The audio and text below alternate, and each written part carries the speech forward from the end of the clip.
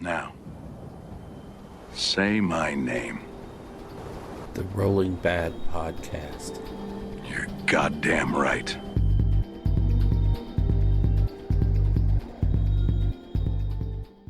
Welcome to the Rolling Bad Podcast, episode number 16, coming to you from the desolate wasteland of Albuquerque, New Mexico.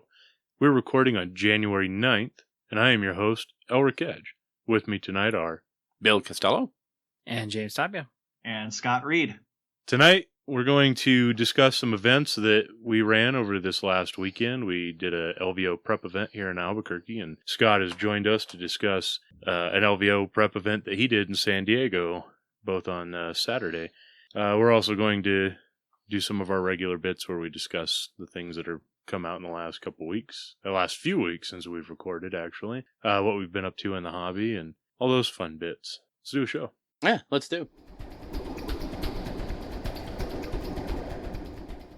The Realm of the New Dawn, where we're going to talk about what's come out in the last few weeks. So I think the big one is, we touched on it briefly last episode. We recorded the day before Rob and Eddie sat down and really dug into the Disciples of Tzeentch book on Warhammer TV. That was fantastic, that they sat down, showed great. the book, and and debuted some of the rules that are going to be in there and all that stuff. We got little snippets. You know, I think the battle trait is amazing. I think it's going to be so good in the hands of competent players who can plan ahead.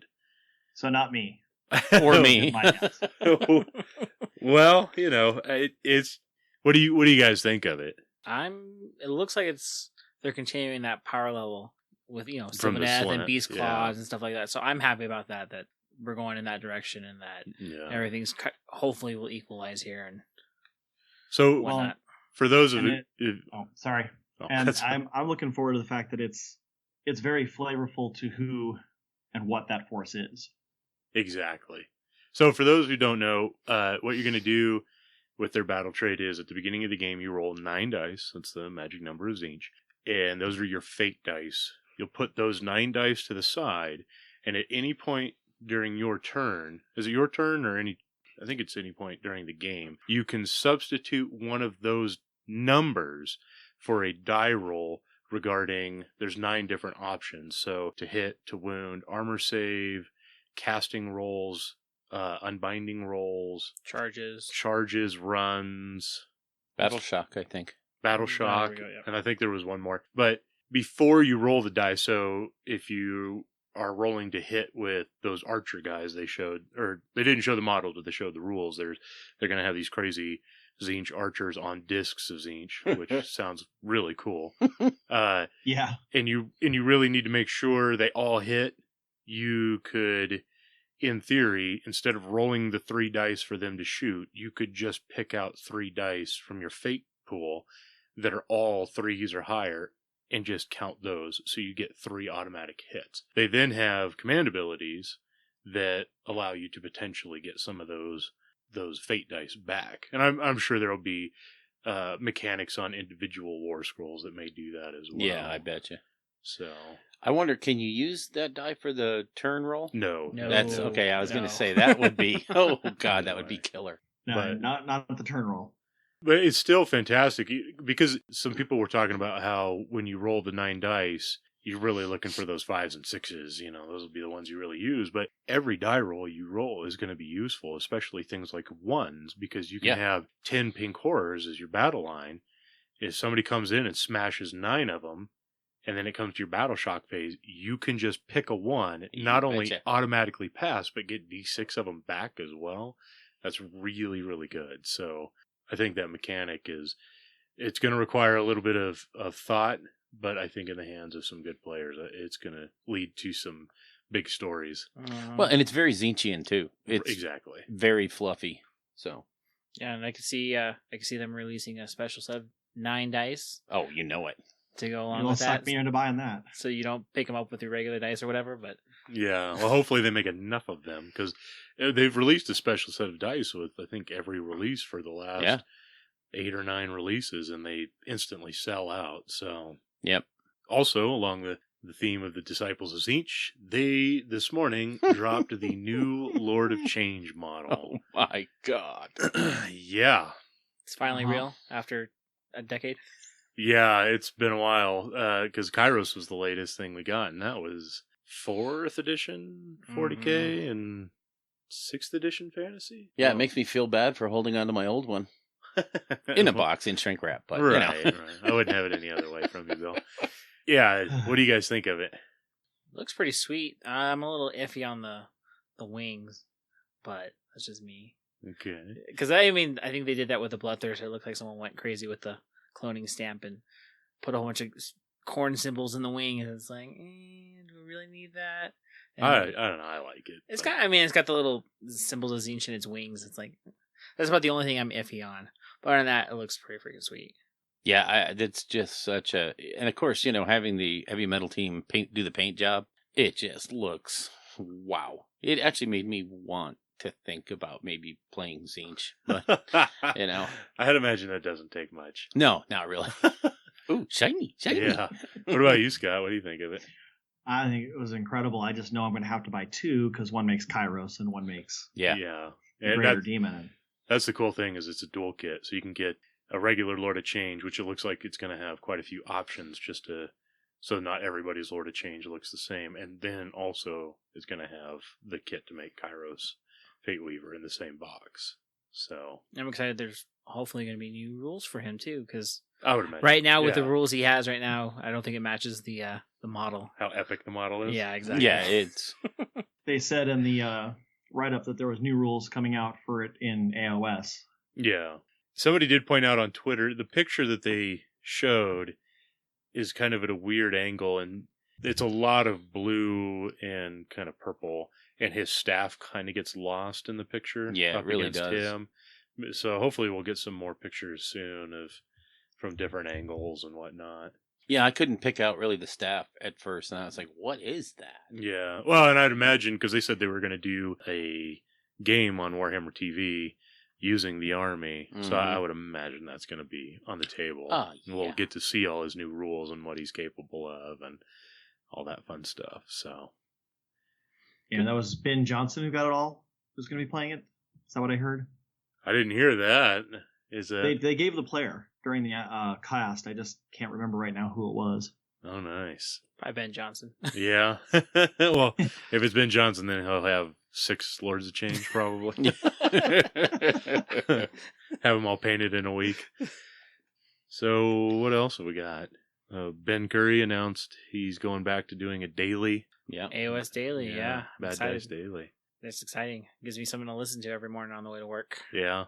Yeah, that'd be nice. I was kind of skeptical, way back when he first announced that he was going to do it.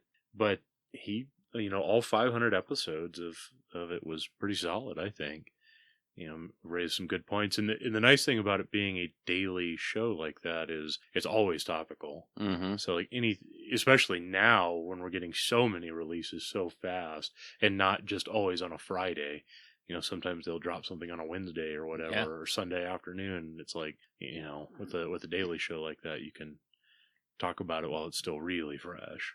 So, yeah, and especially somebody of his caliber, Yeah, I've never listened. He's done a daily in the past. Yeah, he did 500 episodes of a daily, and then he had his kid and kind of had to pretty much back out of the podcasting world a bit. He's released episodes with Mark Wildman and what are you talking about? Yeah. Mark and Steve Wren. Steve Wren, that's right. Somehow he always gets a vote at our tournaments. I don't know why. Yeah. So, but those even got pretty sporadic. So it's nice to see him back doing podcasts again. The Bad Dice is kind of one of those staple shows in the podcast community. Yeah. So, what else? Well, the dates on those releases, we don't know when we're getting the Greater Demon. But we do know that you can pre-order the Arcanite section of Zinch. And that's on the 14th, and you can pick them up on the 21st with the book. So I'll have to get the electronic book, get a hard copy, and figure out what I'm going to get. Yeah, it's going to be tough picking that up for... I'm pretty sure we're going to see 1 or 2 of those armies for LVO. Oh, yeah, for sure. It's going to be interesting trying to learn those rules in a couple weeks. Who would paint it that fast? Well, I mean, most of that stuff's already out if you think about it. The only stuff that's kind of new would be some of the new Zangors or the guys on the discs. I mean, all the Zinch demons are out. You know, you got your Zinch mortals. You can even get some of the Zangors right now if you want to, and Arcanites from Silver Tower. So there's not. I guess. I mean, there's gonna be some new stuff, I'm sure, but a lot of it's already out there. Somebody was saying the Zangors are going to be 20 to a box or $50. Mm-hmm. Wow. So that's a pretty solid deal. That's a great deal. If they're the same size as the Silver Tower ones. Yeah, I'd imagine Did I- it's pretty much. Did I It'll get 20 in be. a box? What's that? I don't think I got 20 of the Zangors in the box. Maybe that's the Arcanites. Acolytes you're Yeah. thinking of. Yeah, probably because the Zanger box is already out. And I Oh, I yeah, put that's right. most of two together. I think there's 10 in a box. Oh yeah. Yeah. Maybe it is the acolytes then. Yeah, because I would have changed for LBO. Yeah. Okay. Either way, Fire Slayer players got to be kicking themselves at 5 for $50. Yeah. Whee! Yeah, I was hoping when they came out with the boxes that one of them would be the Fire Slayers, because then I'd finally see more on the table. Oh yeah. So I thought about on the next like Warhammer on a Thursday when Rob is interviewing maybe one of the game designers or something like that to get on Warhammer TV and just spam the chat with hashtag Get Started Fire Slayers. I don't know if that would be seen as trolling or maybe like trying to get a message out to the man. Well, we'll see. Maybe I'll start it on Twitter. Better place to start. Yeah. One of you ready to pick up a Stormcast army from Ryan? Actually, I wouldn't. Yeah, if he sells them with the heads, I would. Yeah, really. Yeah, he really took that Headless Horseman theme to heart. Huh? Way too much. We're talking about friend of the show Ryan. He's gonna pick up as soon as he saw that Zine stuff. He's all in back into Chaos again. So Yeah, his first love. Yeah. And the joke we were making at his expense was he played this weekend, but none of his models had heads on them because he's painting those separately. So, And he also played a handful of games with an army and is ready to sell it. yeah. Is that just a rolling theme? Yeah, it's where I got my Iron Jaws, and it's where James got his Sylvanath. Yeah, I'm the only one that doesn't have a Ryan retread army, so I'm getting the Stormcast. Thank you, Ryan. What else came out new? Oh, the new White Dwarf, but I don't have a copy of it in front of me, so. Yeah, the store didn't get theirs yet. I have the electronic copy, but Yeah, I haven't me too. really gone through it yet. I would imagine that snowpocalypse that came through this last weekend Yeah. is what screwed all that up, so. Yeah, well, in there, the two other things they're selling other than the Acolytes was the Gaunt Caster and the Ogre and Thalmerge. Yes. Oh my god, Thermaturge. Whatever. Yeah. $41 for the big Ogren, and the other one was, I don't want to say off the top of my head, I had it here. I don't want to go looking for the pad though. But it almost seemed like if there's somebody selling one of the boxes of Silver Tower cheap, it'd be worth picking that up just to fill in the holes, because it'll cost you just as much to buy the heroes from them. Yeah, really. Because I know the local store, they're getting rid of them at 40% off, 50% off over Christmas, getting them out the door. Oh, copies of Silver Tower? Yeah. Oh. Yeah. So what, you'd get it for $60? It was $100 even, or $120? I think it was 125 or something. Maybe more expensive. Might have been 150. No, I don't think it was that much. 125. I think it was 125, yeah. And I'm sure there was some 40K stuff. We talked about the Inquisitor and St. Celestine. Oh, yeah. Okay. Oh, yeah. So also in the What's New front, GW dropped the facts, the 1.1 facts for all the books and all the alliances. Yeah, I would Yep. like to take personal responsibility for making that happen. You're all welcome for me pointing out the fact that a forum post doesn't cut it, and they needed to be put into an FAQ, and a couple days later, they were put in an FAQ. So, I think Thanks the a episode lot. came out after the fact. like, though. GW's always listening. All right? They hear all. Yeah. So, you're welcome, community. I'm glad I could step up to the plate and take one for the team there. Crush it in the Wow. bottom of the night. Wow. There's literally no one in this room I don't hate right now. I don't know what initial thoughts about the fact. I mean, I think we all pretty much knew most of what was coming, but there were still a couple of surprises in there. There was a couple of I mean, I don't care what the answers were. I'm just glad they They answered had them. him. Yeah, that's how I felt on this. Even like the Ring of Immortality. Bill, what did you say the ring did? And I was right, or was wrong? I mean, I'm pretty sure we have a recording of. Yeah, it's recorded, and the fact that it's now in print does not make you right. It just makes you official. Okay. Officially right. No. You want me to That was pay wrong. twice for half a model? Okay, sure. Oh man!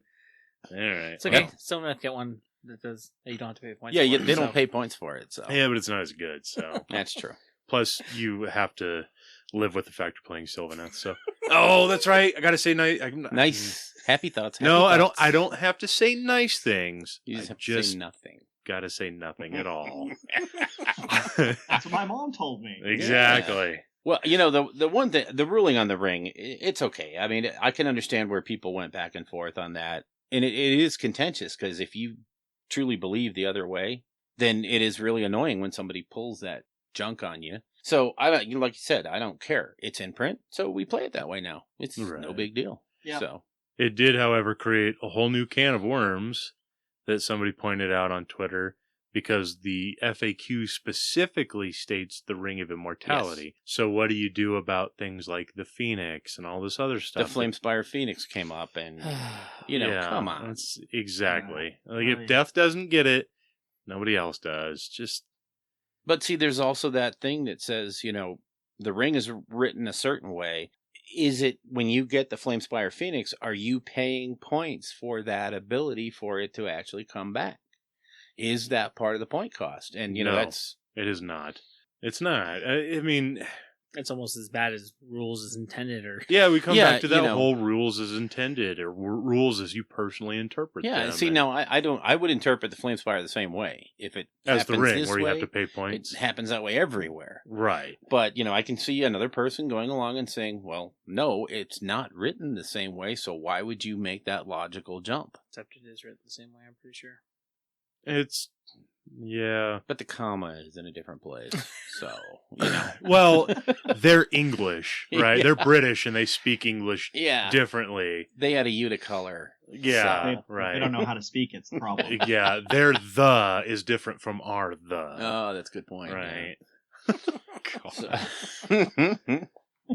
but yeah, I mean, it's just the fact that all that stuff is now in print. And I mean, they fixed a couple of things that were glaring, you know, oversights. But I mean, I think we all kind of knew what was coming. Yeah, so a lot of it felt common sense. Yeah.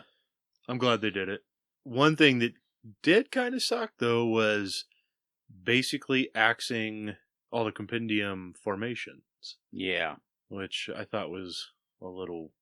Yeah. Well, any of the weird. compendium formations that have scrolls that have been updated, Yeah. any of the Tomb King stuff would still be fine because none of them got changed because none of them have been updated. Yeah, but nobody uses the scrolls. They just want the snakes. Etc. True. Yeah, well, etc. you can take or leave. I mean, it's really the snakes that Mhm. you want. 12 snakes. Oh, Move yeah. on to Did you see other Russ guys. Veal's list? Yeah, pretty much. No. At least, well, he's like 95% Tomb Kings. He's got a Mhm. unit of zombies in there. But Yeah. Battle line. Hello. Yeah, Yeah. but you were theorizing he stole from somebody, weren't you? Well, it's Julian's list, isn't it? No, it's pretty different. Is it really? I Yeah. thought it was pretty much carbon copy. No. No, because he used, when he He's used using- Cetra, he was also using Kalita too. wasn't Yeah, he uses Oh, Kalita, that's right. versus he's using Skull Catapult, and he's using the Royal War Sphinx. All right, I take Oh, it back, yeah. Russ. You're not a cheap net lister and stealing from an 11-year-old. So Yeah, I'm sure. yeah, he really cares too. You know? I was only kidding. God. Yeah, but I did think that was kind of weird, you know, and then it brought up the whole debate of compendium scrolls again, and which leads into the South Coast made the Mhm. announcement that they were going to axe compendium scrolls Yeah. for the South Coast GT, and then Yep. Chris Tomlin came out and said that he was not going to allow them at his events either. Twitter, Exploded. yeah, pretty much had a little meltdown. It was it was fun to watch, I guess. I really couldn't believe there was that much of an uproar. Yeah. But then I think about it, and it's England mostly that went nuts, and those are the guys that have all those older armies. Well, okay. So if you're an American, it doesn't apply to you. No, at I mean, all? it does. There was an equal amount of reaction, but I mean, I think there was more.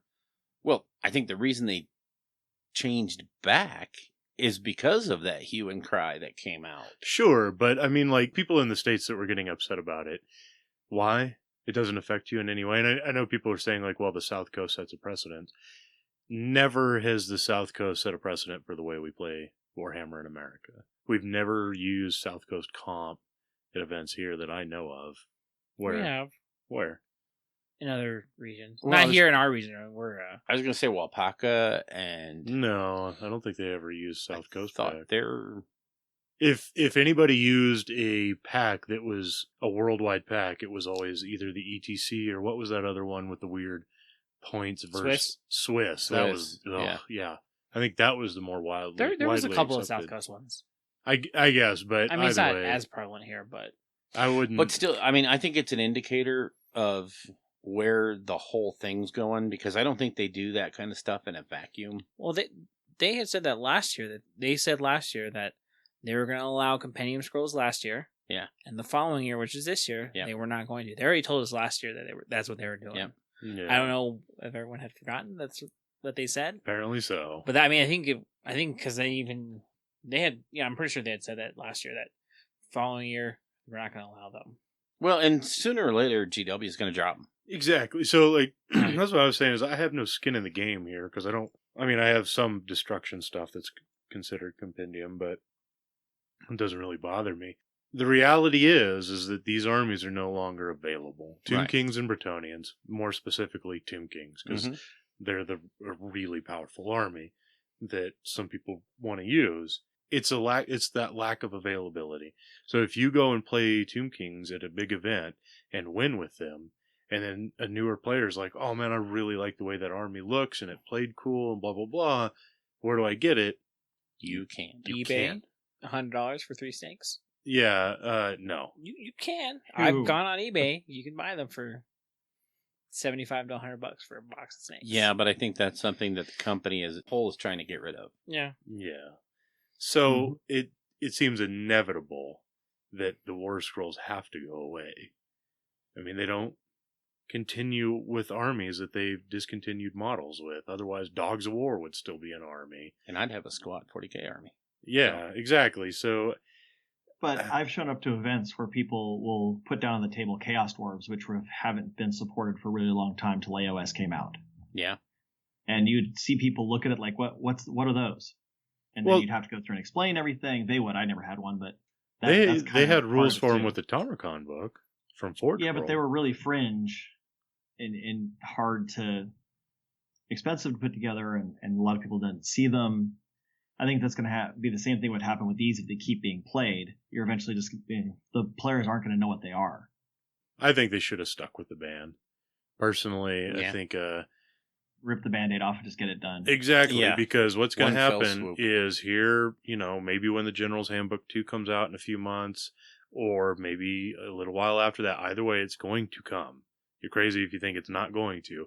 They're going to officially stop backing this stuff, and then we're going to go through this all over again, and Yeah. people are going to be like, my army! My reply is, I'm sure 99% of Tomb King's players have another army they could play, and they really just want to keep playing 160 point snakes. Well, but why wouldn't you? I mean, at this Sure, point in time sure. where it's legal, why wouldn't you do that? If you're in a tournament beat face list making phase, why wouldn't you? Well, Dan and them said that they were going to adjust the points accordingly for the stuff too, so be on the lookout for that as well. I think that's So yeah, pretty much that. yep. Is that all for FAQ talk? And I mean, unless you want to throw anything else in on it. well, they changed a lot of things. The escalation game Oh yeah. has totally different deployment. So when I did my pack, I had to slip in the rules over the other. Yeah. I took a photo and kind of cleaned it up so everybody knew what they were playing. Yeah. Bill And had to then- do the same thing here for us. I can send you my copy, actually. Oh, nice. Okay. It's a photo, so. Yeah, we played. We can talk about that in the upcoming segment. But Yeah, when we do Rome that Battle, was we that can was one that we address wanted that. to touch on because it had changed in the Yeah. FAQ. So then I think that's That should be about it. for New Dawnish. Yeah, I think so. All right. If not, we'll hear about it. The realm of creation. Well, we're going to talk about what we've been doing in the hobby for the last 2 or 3 weeks. Bill, what have you been up to? Well, pretty much in the week leading up to our prep event, I finished the 2,000 point Death Army that I've been building on. And then at the event, worked with Andrew a little while on the list, so now I've got more stuff to build and paint. But he actually made a lot of good suggestions, so I actually have some Flesh Eater Court stuff to build. But yeah, I got everything base coated or primed at least before I went to the show because I didn't want to show up with gray plastic. But that was it. I'm at the point now to where I have to start actually putting paint to models. So yay! Quickly as well. Yeah. It's not a What lot of about time. your wife? Is she getting the Skaven painted? Or Yeah, the Friday before the event, she built like those 50 Skaven. So she's got almost 2,000 points ready to go, and she's got them base coated. But she paints like a demon, so Oh wow. she'll sit there on a weekend and be done. and they'll look pretty good. Can't go wrong with that. No. Is she going to Vegas to play? Yeah, she sure is. She's in the narrative and the 40K or the 40K, yeah, the AOS event. So Yeah, I'm in both too. So that should be comical. Eric, you been up to anything? Yeah. Mm-hmm. Been buying more stuff to give to you to paint because turns out Gordrak is a bit of a dumpster fire. I thought you didn't care. I thought you were just going to take them. Yeah, Whatever. It's So just YOLO. yeah, although, oh man, I really want to just to see what he can do or whatever, but I also don't want to spend all the money in a weekend going all the way to Vegas to get my head kicked in for 6 games. What about the narrative? You can possibly play him there? They're already bringing a Gordrak for that. Gordrak versus Archeon. You can do the fake Gordrak. Yeah, baby Gordrak. No. I mean, I might take the model. I don't know. We'll see how I feel like transporting things, but I just...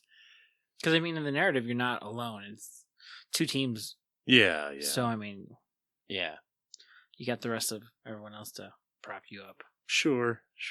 I mean, that's what I'm doing for the narrative. I'm taking my Dracoth army, so... Oh, nice. Right yeah, on. you can bring all the behemoths you want. So Yeah. Yep, we're bringing a Star Drake, maybe a Prime, and then the rest is Dracoth. Dracoth. Oh, wow. Nice. Yeah, maybe for that, but I gotta change. I'm still taking Iron Jaws. Still gonna represent pure Iron Jaws. I just can't. 700 points is just unbelievably expensive for a guy.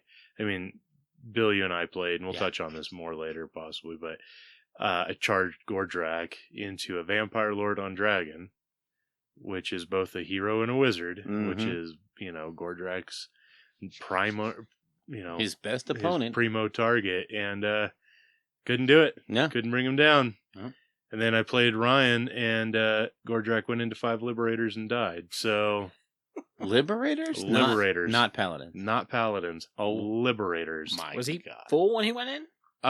He took a couple wounds from Judicators going in, but yeah, the Liberators just held him up, didn't let him go anywhere because he can't. If it's not a hero or a wizard, he can't do damage, especially if he has a couple wounds, and because Big Teeth, his hit to hit starts getting jacked up, and that's where his consistent damage comes from. So yeah, he's pretty terrible. So I got 25, 30 more brutes to paint.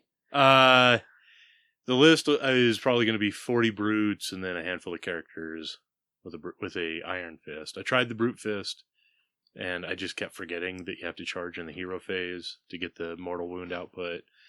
So it just wasn't working. So yeah, it's just going to be a massive wave of brutes. I'm going back and forth between making a mega boss on foot my general or just a brute boss my general.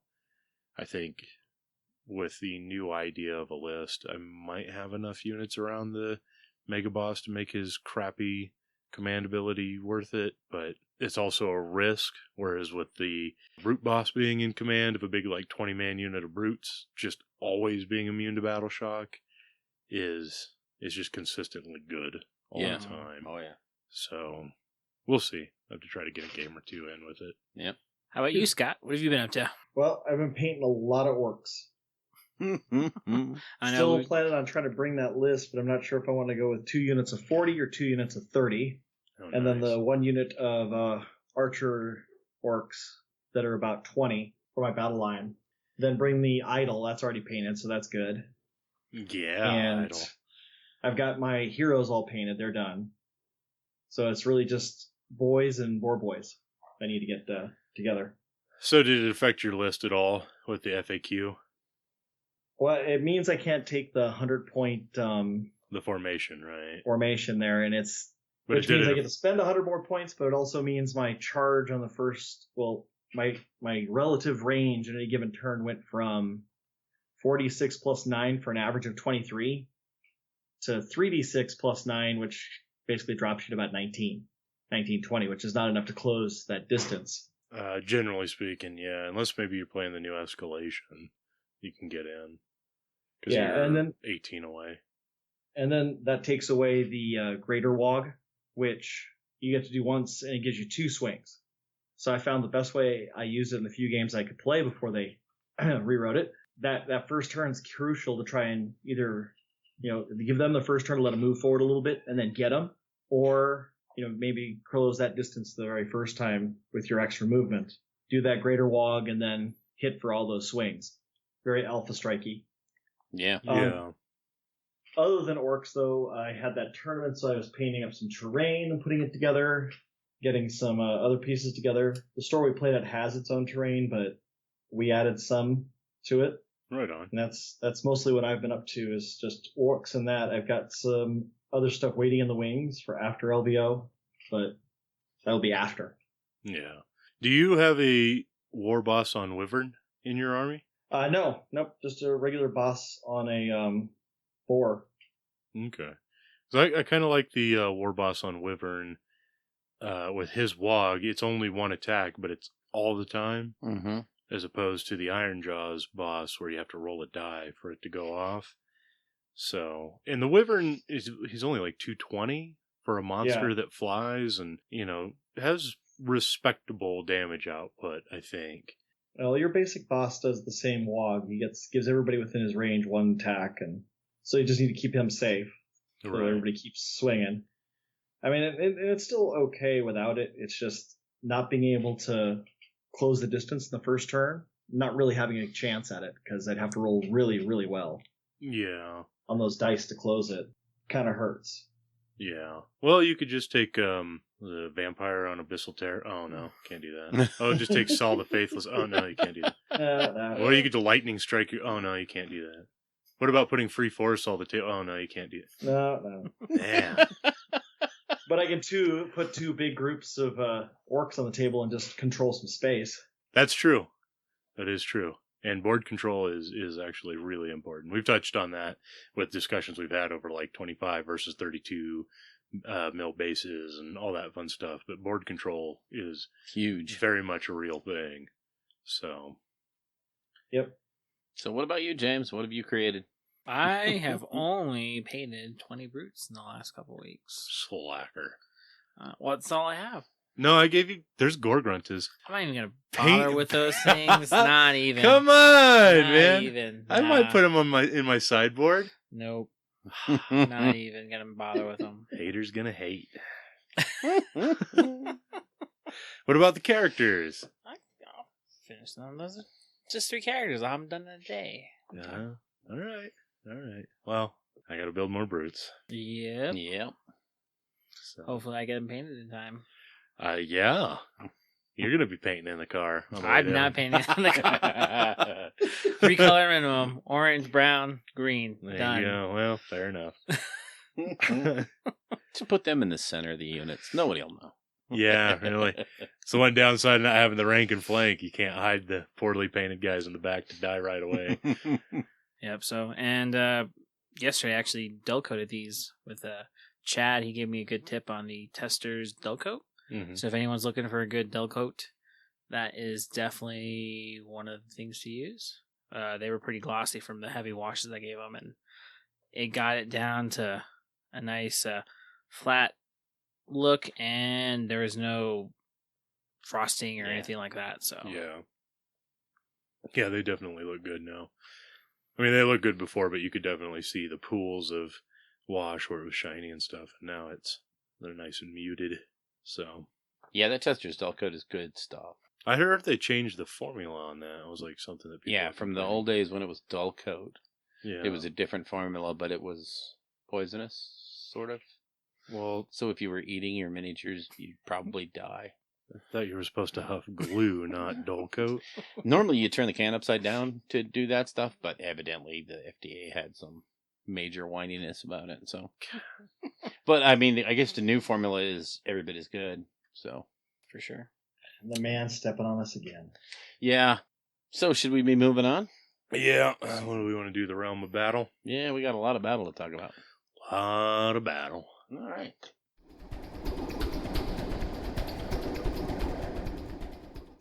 The realm of battle, where we'll talk about the games we played since last episode. So we had, our big prep event here in Albuquerque, and we all played in that. I had to play in it as well because we didn't have that many people. But it was nice because it was a nice laid back event. Oh, yeah. It wasn't meant to generate like trophies and all that kind of stuff. It was basically an excuse to get Bill and Ryan to actually play Age of Sigmar. And it worked. Yeah. It did work. and earn some ITC points while we're at it. Yeah, we Get got some ITC points out of it, which is always cool. And, to test out some lists. Basically, it was an excuse to get a bunch of games in on a day and hang out. Get 3 games in, and 2 on Friday and 3 on Saturday. Yeah, so. What about you, Scott? You want to go into the games you've played recently? Sure. We had the tournament, so I was running it, so I didn't get to play a whole lot of the games. I did play as Ringer in 2 of the 3. First one was the Sylvaneth, and we were doing Take and Hold, which is the one you always end up getting a minor victory in, or a minor loss, because it's hard to win it outright. There's one objective in each side, and you're supposed to go over and grab that objective, and you have to control both to get a major. Yeah, I'm not a fan of that. And then 5 mission at all. turns. I started with that one because I figured let's get that one out of the way, and I'm doing 2 different events, so I actually split the all the battles between those 2 events. So the other 3 I'll be doing on the 21st at another store running a tournament. It went okay. I almost pulled it off, and in the end ended up having a minor loss because it goes to kills after that. So of course, in the push to get my Night Haunts to the other side of the table, get those Sylvaneth out of the way, and get control of his, my opponent's objective, it didn't work out. He had 1 guy at the last turn within a quarter inch of that marker. Yeah. So, and then it goes right to points, and I end up going from a possible major victory to a minor loss. And that was a fun game. A lot of great people at the event. And the second time I got to play was the 3rd turn. Somebody came in, could play for 1 turn, so they took my spot as the God, now it's right out of my brain, as the ringer, and he played. That was actually Jason from Frontline. Oh, nice. Oh, yeah. Yeah, he stepped in with the whole Stormcast force with the Star Drake and everything, Nice. and got to watch ogres wipe him off the table. Dope. Well, he hasn't played a lot of games. It's not his army. He borrowed it Yeah. because his wasn't painted, and he wanted to bring something painted from the shop. So he grabbed Frankie's army to do that. Yeah, I was going to say, was that Frankie's army? Yeah, he was a little unfamiliar with it. He'd played against it, but that's not the same as really running it. But he had a great time. And then my last round, I actually played my son, and he played a Skaven list with 3 groups of 40 clan rats. Oh, And wow. it was escalation with the new rules. Oh, boy. And I just could not kill enough of those guys off of the objectives.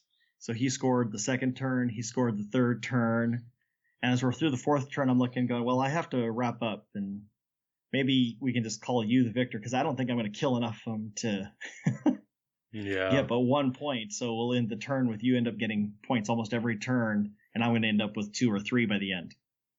It's not going to work out. So Yeah. and so we cleaned up there. It was a fun game though. He did the right thing. He pushed himself right up into me and right on top of those objectives and just stood there with 40 rats. Jeez. Here you So go, kill these. Oh. what 3 missions did you run then? We did first was Taken Hold, then Border War. Ghoul Patrol. Border What? Huh? Yeah. Yeah, I don't even remember what the It was actual Border mission War. is called. Border War. That's the Border one. Yeah. War. And Yeah. then the last one, of course, was Escalation. Oh, okay, Um, cool. Yeah, and everybody had a good time, but we're talking about that later, I think, right? Yeah. Just my games. The week before that, nobody really wanted to do any tournament stuff because we knew we were going to play all these games Oh. with multiple people. So we just set up a big giant battle on the table and split our forces into 2 and basically kind of did a raid the castle on either side of a double table. So there's a whole ton of models out. If you go to our Facebook page, SoCal Age of Sigmar, one of our guys, Rob, put up a bunch of pictures of it, and so did Greg. Nice. And it's just a bunch of models all over the table. And that one was fun because I had my night hunts again, so they said, you're going to hold the castle and stop people from getting there because you're really hard to kill. Yeah. That's a good call. And Scarbrand was on the other side, comes running over, not having fought. He's iridescent and wipes out a unit. Yeah. Not of mine. Somebody else got in the way. And I move the spirit hosts out one of the units and kind of circle him all 3 inches away, ready to go, and roll a 2-inch charge, of course. Oh, Nice. Standard. So yeah. And of course the other guys are all looking back at the table, going, I thought you said you had him handled. I'm like, hey, dude, quiet. I got this. It's okay. And they ended up finally taking off his last few wounds, but he clobbered a good chunk of that unit before it happened. That the total carnage, every combat he ended up rolling that and just smush one guy. It's like, Oh, yeah. those 3 wounds gone. Get out off the table. Was that one of the games you were sending us pictures of you all having a good time and being able to drink beer at the place that you also play at and all that stuff? Yeah. So jealous. yeah, that must So be from nice. Upland, Yeah. It is a really nice store. The guy who owns it, it's Eddie's Games in San Diego, and the guy who owns it rented the place next door and went in cahoots with one of our microbreweries locally. I believe it's called Barrel Harbor. They went in cahoots on that side, and they basically got the tasting room in the front, tabletop games in the back, and they have a small upstairs area for role playing. So now the old store is all card players. So the card players get the non-beer side. Ah. We get the beer side. Well, that's fair. It seems fair to me. It does. Well, it also, because you always have to, there's going to be a lot of underage people playing Oh, yeah. Magic, and especially like Pokemon and Yu-Gi-Oh! And stuff like that. So it's just easier to. And you don't always want mommy and daddy to see all the beer drinking going on. Yeah. Plus you can probably take your pants off if you're upstairs. And Role players would never do that. You're role playing the wrong games. I don't want to be in your game. Whoa. So, yeah, it's kind of a mixed blessing because a lot of us will sip in a beer or two. But one of the games we played, one of the guys there, every time I looked up from moving my figures, he was coming back with a fresh beer, and I'm like, fortunately, he brought his wife to drive him home, but it was just. Halfway through the game, he's slurring his words, and everybody's buddy, and we're like, okay, guy, thanks. And there's seats over there. Move your models. It's okay. Yay. Oh, man. Yeah, that would be pretty glorious if we had that here. My No. Friday nights would be good times. Beer hammer. Yeah. Right on. So, I guess we'll jump into That's about all for mine, yeah. Oh, fair enough. You want to do all 3 of your games at once, and then... You want to do round 1, round 2, round 3, or Yeah. Yeah. Let's do Yeah. round one. let's do it by 2. round? Yeah. So We're not going to go into too much detail. Yeah, No. we'll just touch No. on highlights. So, go ahead, Bill. Okay, so round 1, I played Andrew with his Stormcast. Yeah, pretty much got beat on turn 3. Yeah. What was the mission? It was Taking hold. You were playing Take and Hold. Yeah. So it was a bad mission for me to go up against Stormcast. But what was really nice about it was, going through the whole mission and, he plays his Stormcast really, really well. And watching him do it and asking him questions about it, because I still have a Stormcast army and I'll have Ryan's soon. So I just, Plenty to draw from. yeah, and it's nice to see it in the hands of somebody who's really, really good at it and see how they work and how he develops everything. And I learned a lot from that game. Well, plus he plays a totally different Stormcast list than what you'll probably see. Yeah. He plays the Defenders of the Realm Gate formation, right? Yeah. Wardens of the Realm. Wardens of the Realm Gate. Shh, So yeah. basically it's a big foot Stormcast army that is super resilient, but also capable of putting out a lot of damage. And in a mission like Taken Hold, he just marches a giant wall of death across the table. I don't think he does that. He just sits there and lets you come to him, and I thought he came across. He came to me. he can. Yeah. He came to me because he gave me first turn. Obviously, he had the first drop. He let me take the first turn, and I tried to go up to at least make a play for the center of the board. And so he actually came to me and said, "No, you can't do that. I'm going to be in place by turn 3 to take your objective so that I win on turn 3." And that's what he did. He actually did. And I probably should have defended it a little better, knowing what I was up against. But I actually wanted to see how the units worked, and it was my first game with that Death Army, so I kind of wanted to see how it would play out. Learned a lot. It's good. My round one Sure. played against Ryan. He brought Stormcast Eternals and was playing the Warrior Brotherhood. That mission was really quick. We played till round 3, and he killed everything I had and took both the objectives and instant won. So that being said, I'm not a big fan of the mission because I feel like each player should get a shot on the round 3 or whatever. You know what I mean? So he came in at the top of 3, pushed me. He had a unit adjudicators around his objective on his side of the table, and then dropped 10 paladins on the one around mine. Managed to kill the stuff around it, and just instant won, which is Well, that's why you need your entire army around your objective. Yeah, when he does that, planning ahead. I guess. I mean, we could say play better or whatever, but I don't know. You play the bottom of the 9th inning. Each team gets a crack at it. Each team gets a crack at overtime if the other team kicks a field goal. Like, why not let both players give the other player a chance to try to get back onto the objective?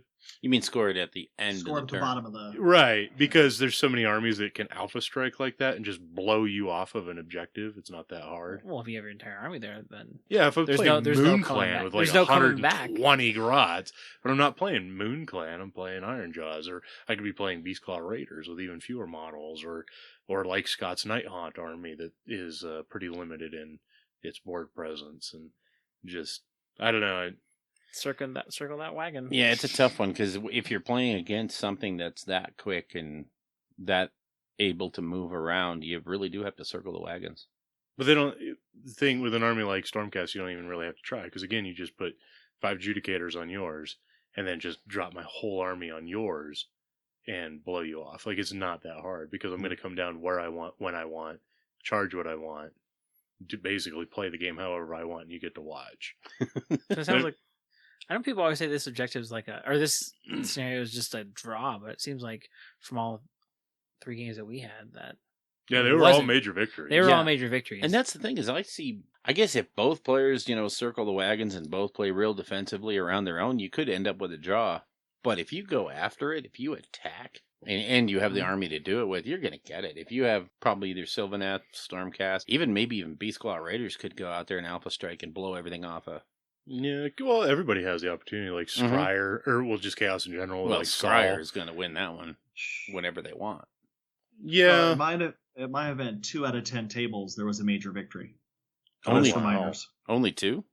Only 2. Okay, so we must be really bad at this game. So either really bad and really good. yeah. Bad Or- pairings. Everybody where I am is really bad. Who knows? Okay, so I don't know, but yeah, it was over pretty quick. I did everything I could to kill. I put down 10 Retributors pretty easily, but then 10 Desolators came down right after them and charged me, and I can't take 20 Paladins with 10 Brutes, so... So, Scott, let me ask you a quick question. What was the distribution of armies at your event? Was there a lot of Stormcast and Sylvaneth, or was it kind of spread around? It was kind of spread around. We had Death, Destruction, 2 different Ogre armies. one Iron Jaws, I think. They were was a gentleman running the Gore Fist Oh, really? formation. Yeah, he had the Gore Fist and he had the Cabbage, Nice. and then a couple heroes. So real fast, go hit him and hope for the best kind of army. Yeah. A couple of Stormcasts. They weren't everywhere. Various Chaos armies, some Demon ones, some Servants of the Dark, whatever. And Slaves your of mortals, Darkness. Slaves of Darkness, and stuff like that. And So it sounds like you had a good pretty spread. respectable spread then.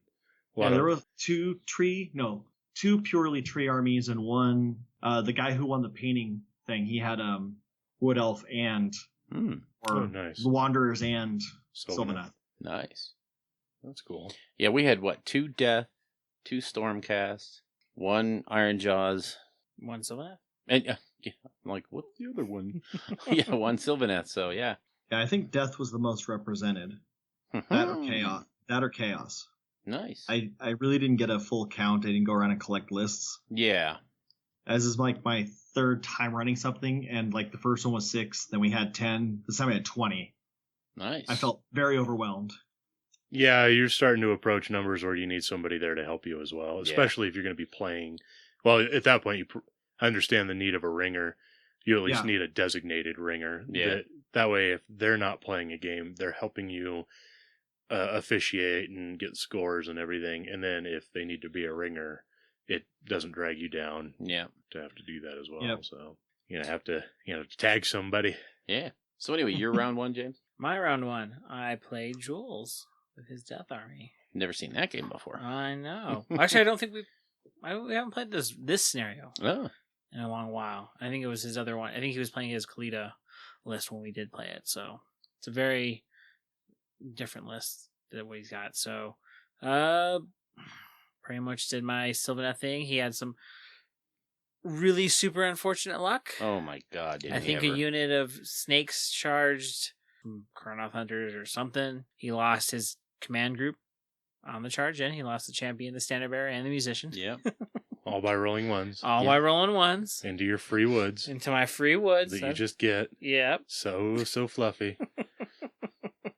Maybe I should step out of the room when James does his games.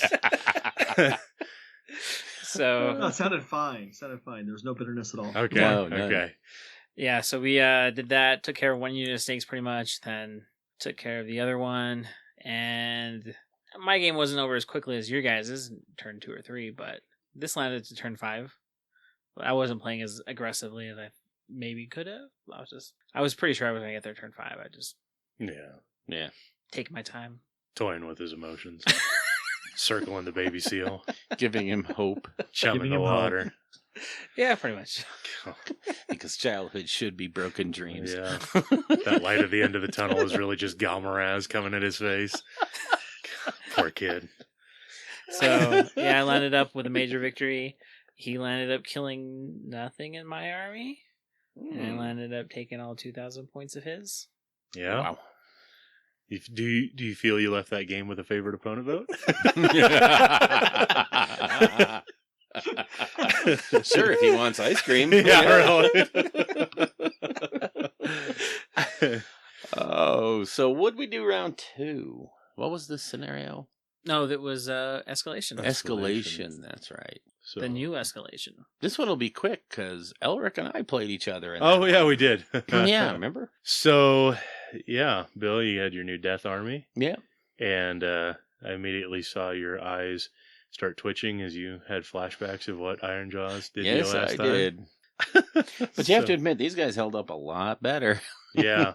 Oh, so let me touch back on round 1 real quick, because Oh. I'll give a round-by-round account of Gordrak's magnificence. Oh, yeah. So yeah, Gordrak charged 5 liberators and died. Round 1. Cabbage report. Didn't kill anything. So that was fun. No, so for our game, You came in and killed a bunch of skeletons. yeah, Yeah. I got those skeletons good, didn't I? I think you got all 10 of them.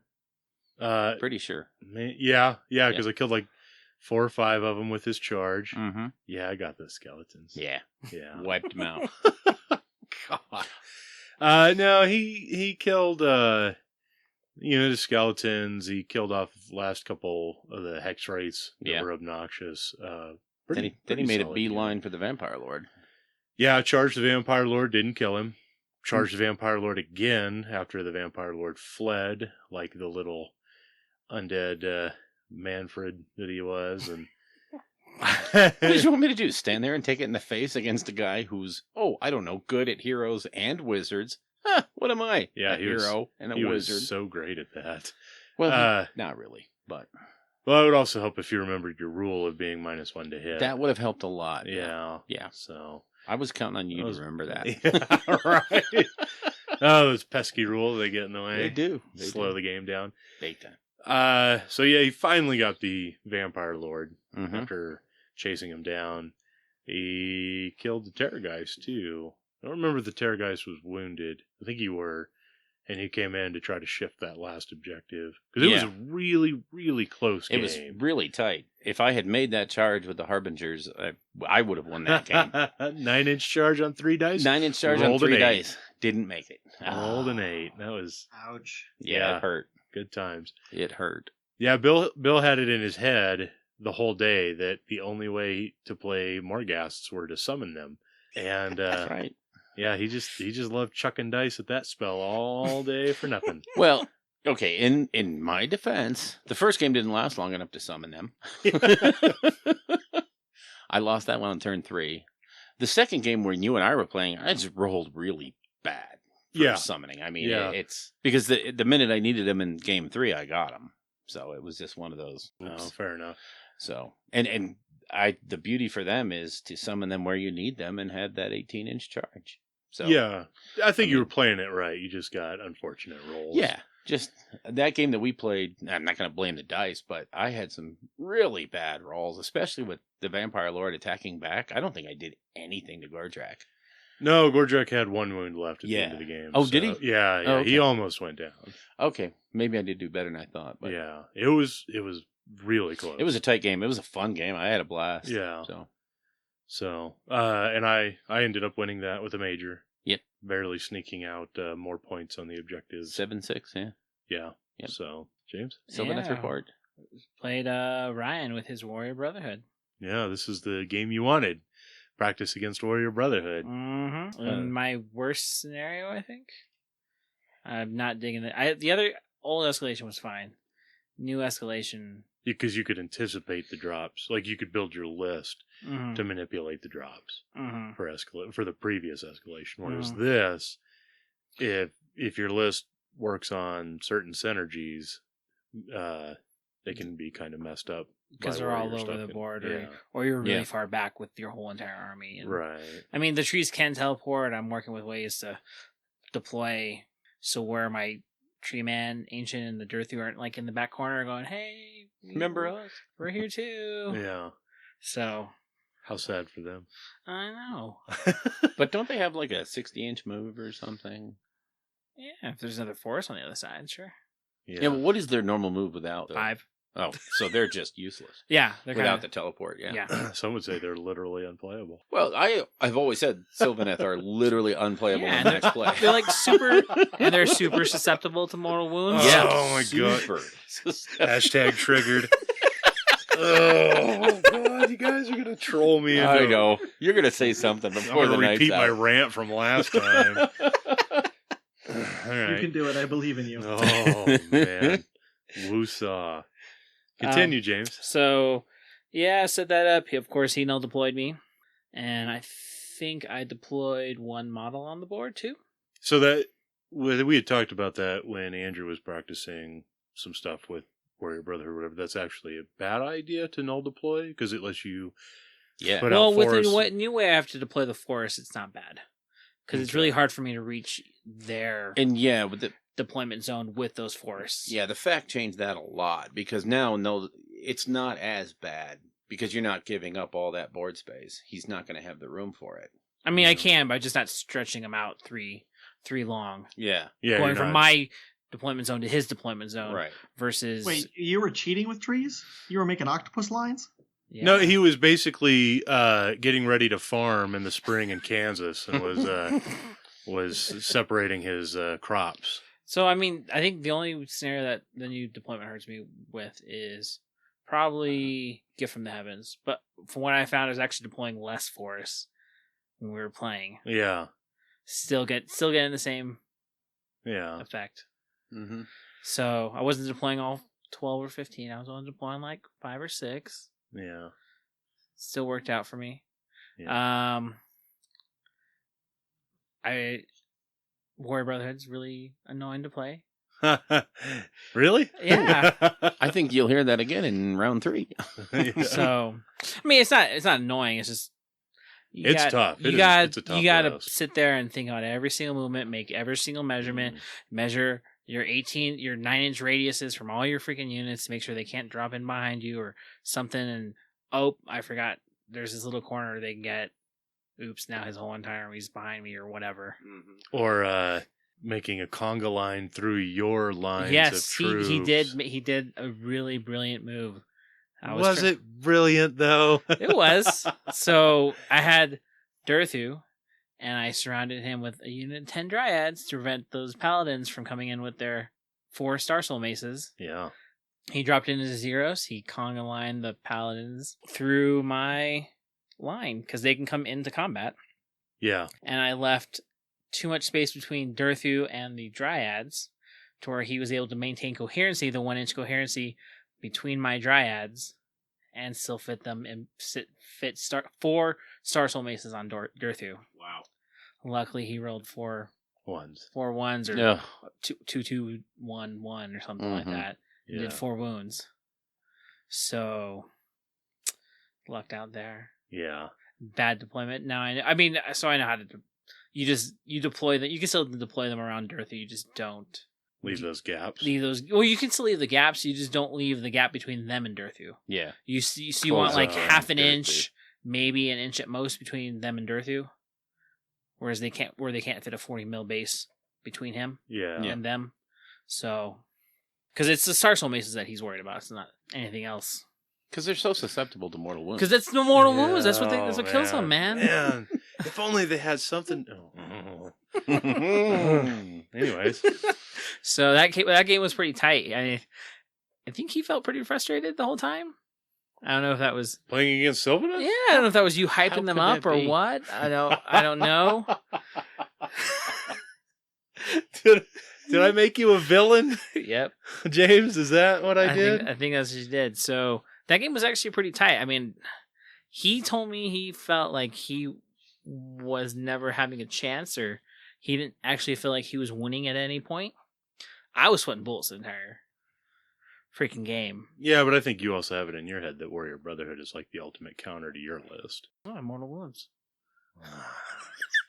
I see that a lot, though. I just in general gaming as a whole, there's a lot of times that I sit there and think, my God, I'm so far behind. It's ridiculous. And then you look around again and go, wait a minute. I've got an easy chance at this. Or that game I had with you, I was Yeah. like, I'm out of this. The points are just going to, wait a minute. Hold on a second here. I'm only down by 1. And actually, it was Yeah. tied. I mean, we were each scoring 2 points on each one of our turns. Yeah. So turn 2, 3, and 4, we each had 2 points. Yeah. So it was tied up until around turn 5. Oh. And that's when I kind of took the majority of his models off what was left and Yeah. was able to. I think he only got maybe 1 objective turn 5, and I got all 3, or two of the 3. So that's what put me ahead, and took off most of his army. I think I still had Durthu, the ancient, my branch witch, some dryads, and a couple of Kurnoth hunters. So I pretty much had my entire army left. Good for them. Yeah. But you were sweating the whole time. I won't. Yeah, he really felt up against the ropes there. Durthu, I mean, I lucked out. He failed. He ran through the forest, killed some of his retributors. He got the double turn, but he landed up on mystical terrain, Oh. and he rolled that one. Uh-oh. And Durthu did? No, the retributors to get to him. And he's Oh. like, he played for that double turn. He's like, okay, I'm running out of this forest. I think 'cause he was probably about 15 inches from Durthu or something like that. So that's when he ran out of that forest. He landed up. I mean, there was a big piece of mystical in the middle of the board. Mm-hmm. And I was like, they're gonna roll a 1 next time, right? Oh, don't do that to him. And Dang. sure enough, he got the double turn. Yeah. He was all excited. He started moving them, and he's like, "Oh wait, I gotta roll mystical." Oh, it's because he forgot to roll it right away. He Yep. disrespected the terrain. Yeah. Yeah. Rolled that 1, and they just sat there. Yeah. And I was able to chaff up that unit because they can't even do anything. They can't even attack back in their turn or anything. So I was able to send a single Dryad in to tie up that unit. He couldn't attack me. I didn't do anything to him. Yeah. But that means in his turn he had to sit there killing that Dryad, which means it wasn't a turn he was. Because Dorothy was like on 8 wounds or something like that. I mean, and he had 3 or 4 Star Soul Maces left in that unit, so he was dead if he got into him. Dang. Oh, But- Darth. Well, I think we went through the math, and even if he didn't fail the mystical terrain, he would have killed Durthu, but it wouldn't have netted him any additional points. Just because of the way... Because I had the 2 outside objectives, and he was claiming the middle one. And, yeah, they would have killed Durthu, but they wouldn't have helped claim another objective or anything. Yeah, he would have gotten some battle points for it, but not a scenario moral win. victory. Yeah, Yeah. Pyrrhic victory. It's always a victory when you kill Darth. So that was escalation. It's interesting. Like I said, I'm not crazy about it for my army, but Yeah. it stopped some of the shenanigans that I like the new version of it. I Well- figure most people are going to. Yeah, the new version of escalation, I think it's just I did the shenanigans last time we played with the Stormcast with that setup, and it was just so easy to win, even against an army that was way better than mine. So I kind of like this way better, even though it handicapped me, because most of my stuff is big behemoth Mhm. types. But they also have 14-inch, 12-inch moves, so yeah, they're out of it for a turn, but then they're right back into it. So Yeah. I do like the new write-up for that because it kind of there was all these questions about what do I do if my army just appears? Do I have to do them in parts or whole? And some of the formations they all appear at once, so you can't part them out. Yeah, It like just- the it was just Skyborn answered all of it. Slayers. Yeah, so that's why you really couldn't do Skyward Slayers in that one. Yeah. Yeah, I'm glad they changed it. what about Clan Skyr? What did they do? What do you mean? Well, how would So the way from what I understood it worked before, which doesn't matter now, was so they were saying that you can deploy stuff like Warrior Brotherhood or Sylvan Adler, stuff that pops up, and you can still deploy it as a formation, but you're only deploying what you can deploy. So okay, in gotcha. turn 1, if you're playing Warrior Brotherhood, you have to drop your Liberators and Judicators. Turn 2, you could drop your Other stuff. other stuff after Mm, that in okay. increments. So it worked. Yeah. You could still use a special deployment. You could still deploy, but you were still restricted by how many units you could deploy. Okay, yeah, that makes. Yeah, in our first tournament we did the same thing where we kind of said that, and then fortunately they came up with those set of rules because people were arguing about it, about Yeah. which way, which order. It just cleaned it up. Yeah, So- made it better. So Sure. should we go to round 3? Round 3, we played 3 Places of Power. Mm-hmm. Mm-hmm. So the objective here was I wanted to pick the three scenarios that had what I felt were the most jankiest rules for scoring, i.e., 3 Places of Power. You have to have heroes on them to get points. Yeah. The new escalation I wanted to try with Take and Hold. You have to have 5 or more models. So And you have to get both objectives. and you have to, yeah. So I felt they're the 3 hardest Mm-hmm. in a way, I feel. So that's why I picked them for us to try out. So Yeah. You want to do your round 3? Yeah, round 3, I played Ryan with his Stormcast Warrior Brotherhood against my death. I didn't measure exactly out to the edge of the board. So on my right flank, where I had my Vampire Lord, he had just enough room to bring in the Knight of Zeros and conga line his Paladins into the Vampire Lord. You know, top of turn 1, here they come. Here's the Star Soul Maces. What saved me was he rolled as crappy as you can possibly roll for those Star Souls. And I think it was 1s and 2s. So, yeah, I just ate a couple of wounds because I made my death saves. And then he got to feel the wrath of the Vampire Lord. Wasn't this the game you said he rolled like 12 attacks with Star Soul Maces and did like 14 wounds.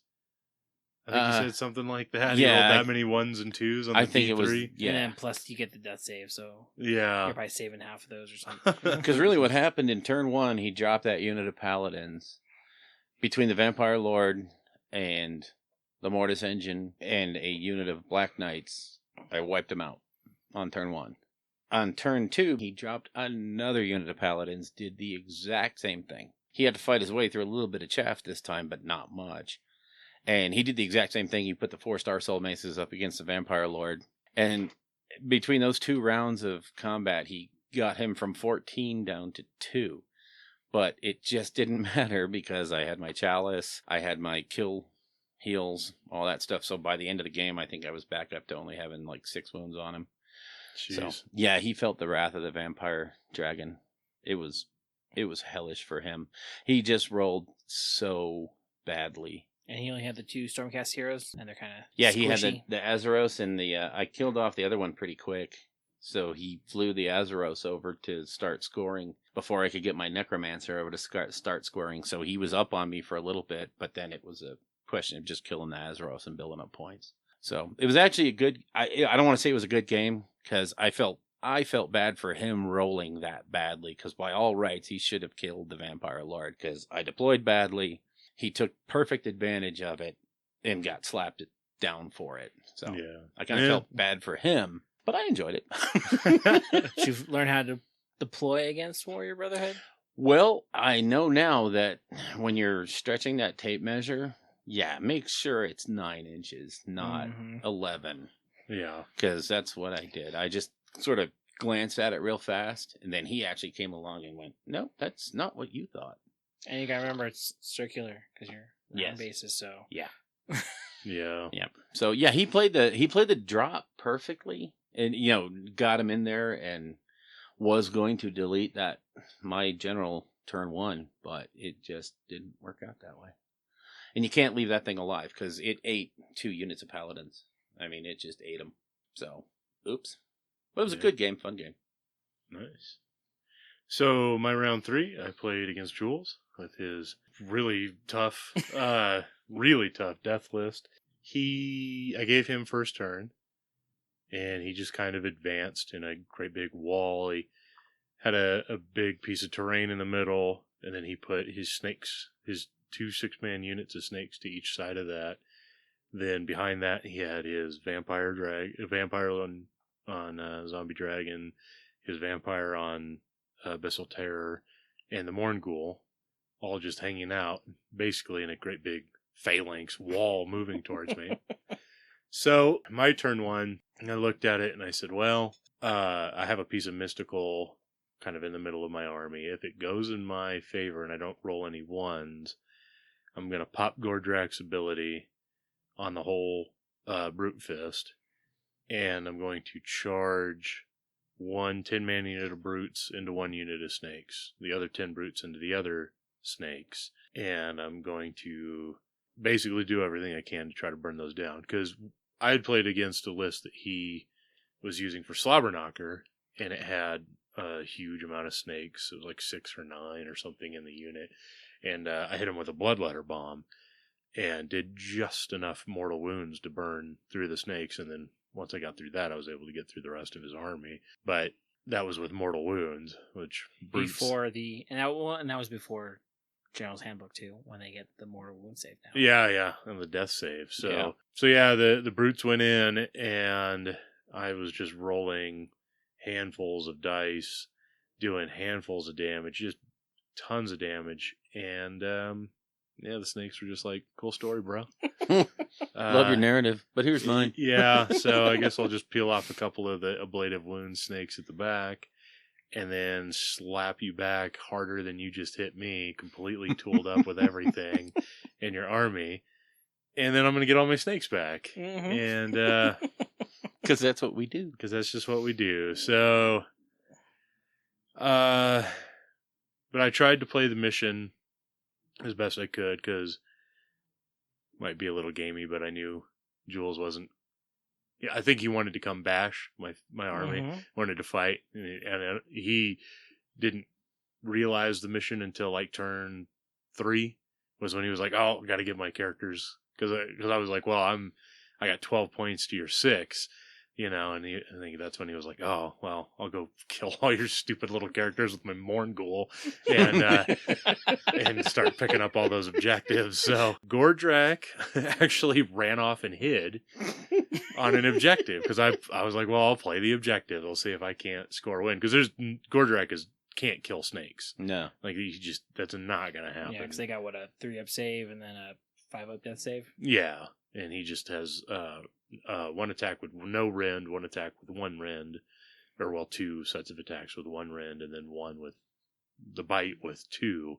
And when you're still getting a 5-up against the bite attack, yeah, Gordrak's just not going to do anything to that. So I just parked him out on the furthest objective, and he killed 3 units of zombies. Good for Gordrak. And then a Morngul got launched by an Abyssal Terror vampire and came over and just ripped Gordrak to pieces like it was nothing. So, fun times. And I ended up losing that one there at the end. He managed to kill all my characters off and snap up some extra points, just enough to pull ahead. Yeah. So, yeah. Major win to Jules with his Wall-O snakes. Good old Compendium scrolls, huh? Here's the thing, there's like 3 of the UK Masters players playing snakes, so yeah, must be a thing. Yeah, I mean they're okay, whatever. Just okay. Well, yeah, I mean, they're no Sylvaneth. They're susceptible to mortal wounds. Oh, wait. No, they're not. They're not. Yeah. No, it's a shame that it took the death of Tomb Kings to make Tomb Kings good. So yeah, how did that work? Wow. Well. What about your game 3, James? Game 3, it was me and Andrew For the win. 3 places of power. Probably about the only scenario I felt I had a chance against his army to win. So, pretty much got first turn, moved my heroes up to the 3 objectives, and then he ended up doing enough mortal wounds with his fulminators to take off the Tree Lord Ancient, and it kind of just went downhill from there. Without my rerolls. Yeah. And the extra spell power. Yeah. I mean, because that's what it was 2 fulminators, and if they can survive a turn fighting him, which they do, and they get into combat with their breath attacks doing 2 mortal wounds apiece, they have no problems doing 12 mortal wounds to him. So it's what happens, and I think he landed up taking that one out pretty big. Yeah, he tabled you. He tabled me pretty much. Got 2,000. I killed some, and I think he got a lot more points than I did, of course. Yeah, but it is what it is. Yeah. So yeah, the end of the event, Bill actually ended up winning the event because you have to get a favorite opponent vote in order to win the event, and so Bill was quite a stickler. Yeah, Bill came in 3rd place, but with his overall record, but he got the vote, so he got the win. Which, for a 6-player event, whatever. But yeah, still. Yeah, baby. Okay, where's my trophy? Yeah. Okay. I kept it. That's what I do with my events, apparently. Oh, I see. It's not a rotating. Oh, no. Yeah. So, I guess we'll use that as a segue into our Realm of Lore discussion. Yeah. Let's hang it up for a second, and we'll be right back with the Realm of Lore. The Realm of Lore. Where this bi-week, whatever we call it, we're going to talk about how to prepare for and how to not be that guy at a tournament. Because a lot of things go into having a good tournament and making a tournament good for other people, including the people you're playing against, the people who are around you, and even, tournament organizers as well. And if you're not all that well prepared to be at a tournament, you can actually make for a kind of toxic environment for the folks around you, and you can kind of, make it not as much fun for everyone. And there's easy ways to avoid it. There really is. And there's ways to make it more fun for everyone. And as we head into, the tournament circuit that's coming up, we got LVO coming up, we got Adepticon coming up, and then hot on the heels of that, we have all kinds of local events going on. We have ours. Scott has his out there in San Diego. Yeah, mine out in April. And yeah. You guys summer Rolling Bad Rumble. Yeah. So it's important to do a few things. I think the first thing that we want to hit is when you sign up for a tournament or when you tell somebody you're going to go, or if it's one of the big major tournaments that have websites and all that stuff, big thing is to read that tournament pack cover to cover and know everything that's required of you. Mm-hmm. That's a big, huge thing. I know every tournament I go to, that's the first thing I read. That's how I plan my army. That's how I plan on to play. That's what I'm going to do. If there's a painting checklist, I'm making sure I'm hitting all those checkpoints. If there's a sports thing, I'm hitting all those sports things I need to do. I know how the games are going to play, the scenarios, everything. Well, and that's I'm sorry, go ahead, that's Scott. Because you want to win something. I see. I just go and I say, oh yeah, there's a pack here. I just make sure I have my points ready. And when they tell me I did something wrong, it's okay. Yeah. I play the game and I buy drinks for everybody near me and play my next game and have a good time. Well, there you go. The buy and drinks thing is going to get the best I'm supposed to read opponent. it and pay attention to all that. Usually helps, yeah. That must be why I will lose so often. God. Couldn't have anything to do with your skill. No, not at all. No. If you make a very basic mistake in list building for a tournament, you could be out before the tournament even begins because you just don't have the right stuff. Mm-hmm. Sure. And that's in a lot of packs about how to deal with somebody who has a list that isn't right or does a certain rule the wrong way. They have ways to correct that, and often it's docking of the points or removing. Yeah.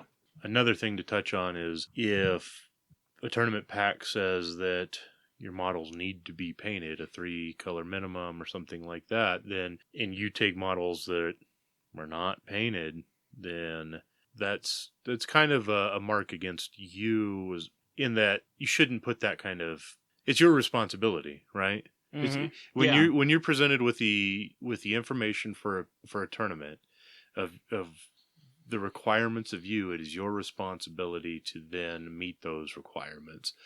Whether that's bringing a painted army, or if unpainted armies are acceptable, but it means that you will not get an award or you're ineligible for awards, you need to accept that and understand that that's the situation that you created by not bringing a painted army. With Age of Sigmar and with Games Workshop introducing their own match play tournament style, the LVO is going to be run this way by Games Workshop, and obviously a lot of stuff in England, everything at Warhammer World, obviously. One of their big criteria is that in order to be eligible for winning the event, you have to get a best opponent vote.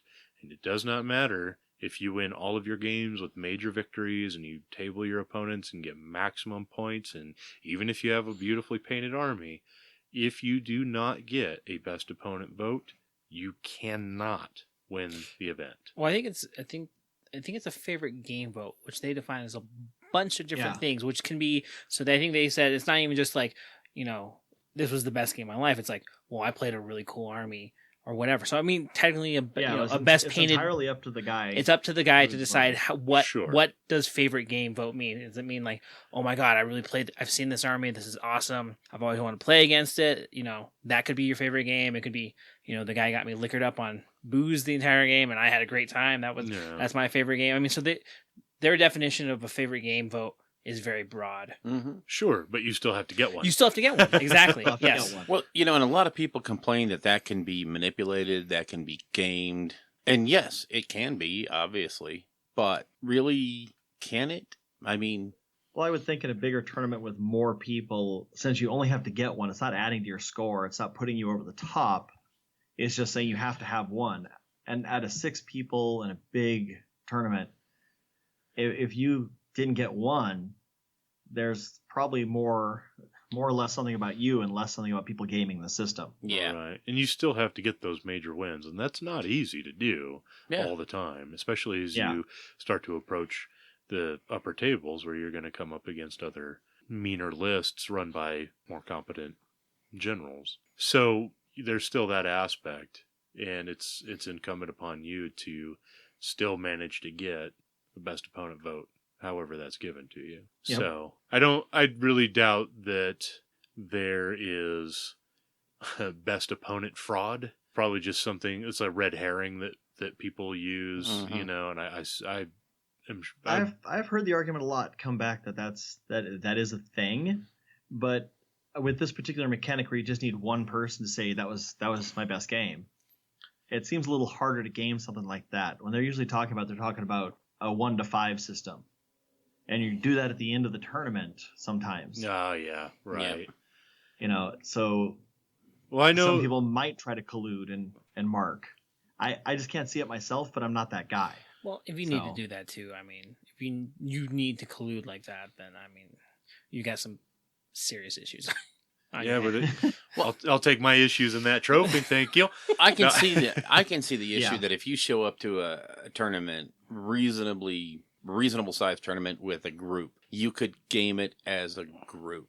That's what I've heard is, you know, like when a whole big gaming club shows up at Yeah. once, and then But- it increases the chances that those people will eventually play each other, so that you could, Yeah, throw Well, the vote. you know, like what we're planning on doing. Yeah, sure. I better get you. But I mean, look at it at LVO. What's the chances of us playing each other? There's what, 8 of us, 7 of us going, or Yeah. 6 or something. But 6 of really, us, even I think? still, what's the chances that we're going to get drawn for a game? And I know, you know, a lot of these tournament organizers are going to look at that. And if it's an equal draw across the board, I mean, if I'm 1-1 and you're 1-1 and you're 1-1, and they're going to see we're all from the same club, they're probably not going to pit us against each other. They'll find other 1-1 people. Now, I know, You you would know, they hope so. use Best Coast pairings and all that stuff. But you also enter your club into Best Coast pairing. That's So I'd right. imagine there's an aspect of the code that thins Yeah, I it don't down. think- I don't think they're going to be using that for LVO though, because their guy who runs their tournaments Oh, is that's going to do right. it. Yeah. And when you look at the scoring,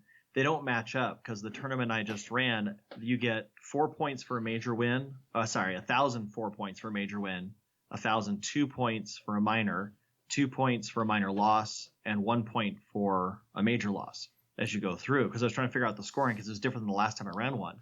And then they count what's killed, and then they rank them that way for tables Oh. in that app. And Oh, this is there's the Best Coast Pairings app? the Best Coast Pairings app. So I would be Okay. willing to bet the LVO guys, the GW people running it there, are probably not going to use that app.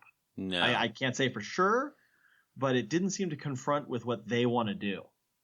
But it is an ITC event, and the app is the best way to...